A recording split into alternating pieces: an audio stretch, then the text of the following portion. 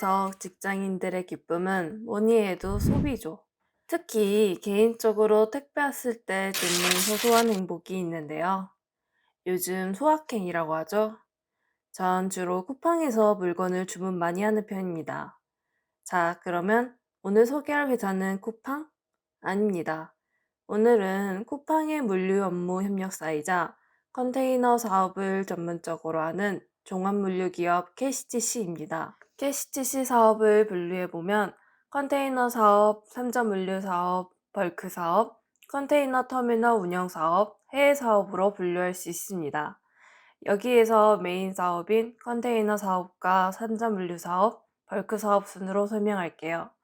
첫 번째, 컨테이너 사업부터 설명하겠습니다. 컨테이너 사업은 컨테이너 운송, 아로아로 하역, CYCPS 사업이 있습니다. 컨테이너 운송 사업은 말 그대로 일반 화물 트럭과 철도를 이용하여 컨테이너를 운송하는 사업인데요.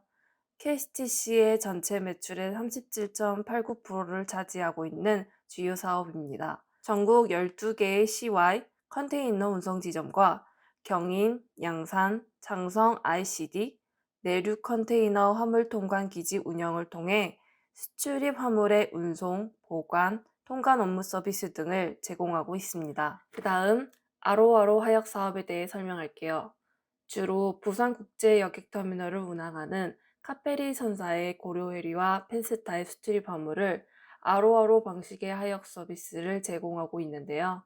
아로아로란 롤온 롤오프의 약자로 별도의 크레인을 이용하지 않고 차량들이 자가 동력으로 직접 승하선할 수 있는 하역 방식을 말합니다. 그 다음 CYCPS 사업에 대해 설명할게요. KCC는 전국적인 환망시설의 CYCPS 서비스를 제공하고 있는데요. 그리고 여기 광양항에서도 CYCPS 시설이 위치하고 있습니다. 여기에서 CY란 컨테이너 yar드의 약자로 컨테이너를 보관, 반출입하는 야적장을 말합니다. CY는 보통 그 위치에 따라 명칭이 달라지는데요.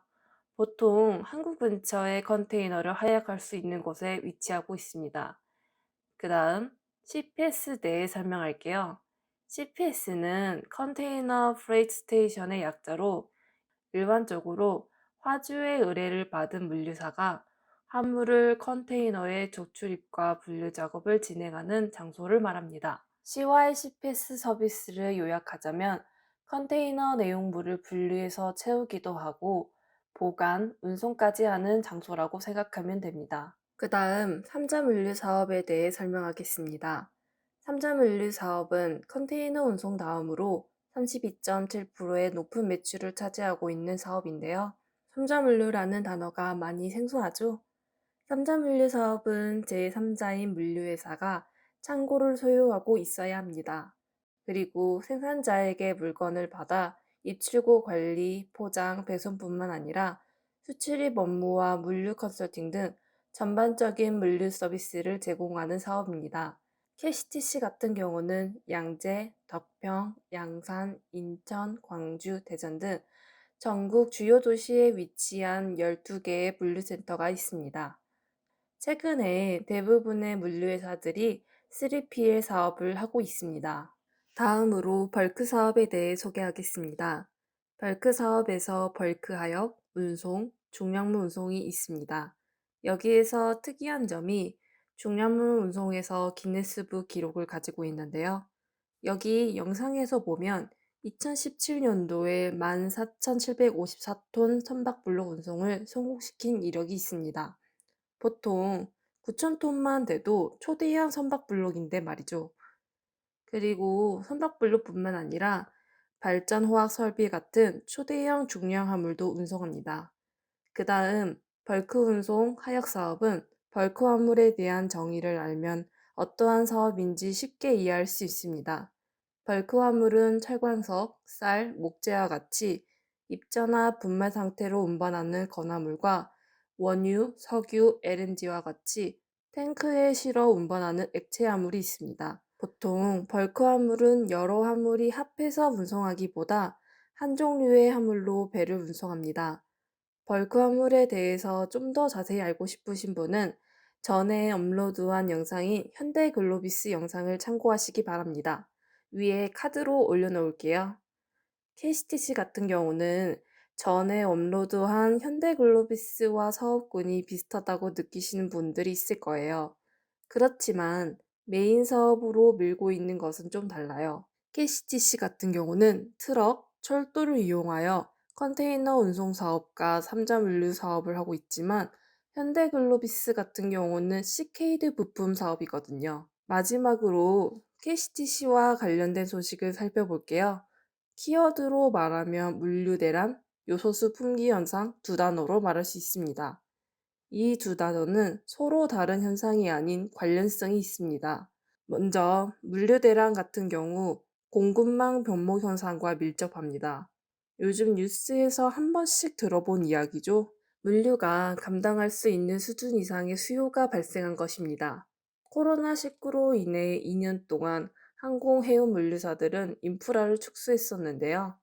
코로나19 백신 접종의 확대로 인해 점점 경기가 살아나면서 물류 수요가 급증했습니다.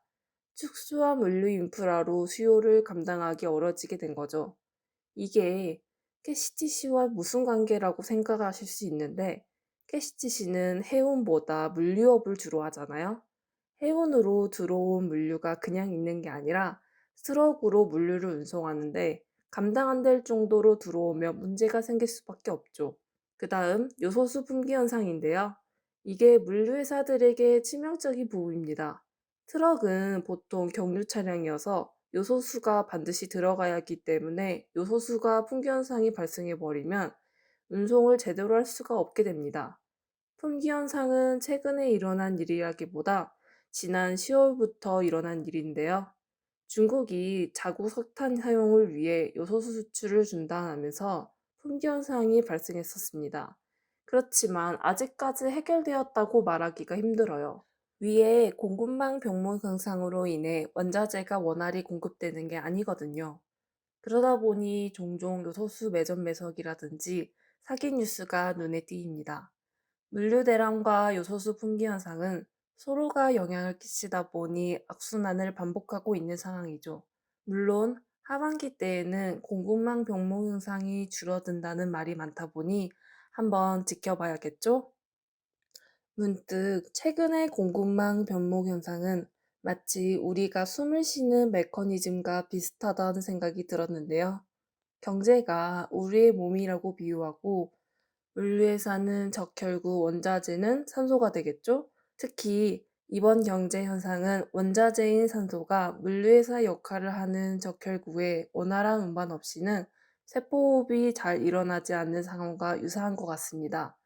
이번에 새삼 물류회사의 중요성을 알게 되었네요. 그럼 오늘 캐시티시 영상은 끝. 다음 시간에 봐요.